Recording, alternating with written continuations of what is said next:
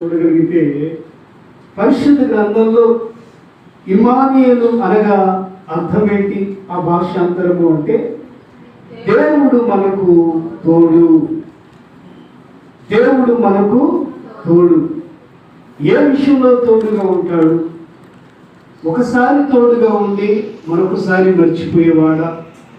లేదంటే అన్ని విషయాలలో, అన్ని కాలంలో, భూత భవిష్యత్తు వర్తమాన కాలంలో, అన్ని సమయాలలో ప్రభు మనకు తోడుగా ఉంటాడా అని ఒకసారి మనం గమనించగలిగితే దేవుని వాక్యం సెలవిస్తుంది.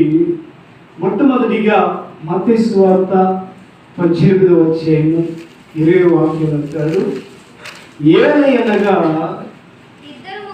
ఇద్దరు ముగ్గురు నా నామమున ఎక్కడ కూడి ఉందురు అక్కడ. చాలండి. ప్రభు చెబుతున్నటువంటి మాట ఏంటంటే, ఎవరైతే ఆయన నామము పేరట ఇద్దరు లేక ముగ్గురు కూడి ఆయన సన్నిధిలో, దేవుని మందిరంలో కావచ్చు, నీ ఇంటిలో కావచ్చు, సమాజంలో ప్రార్థన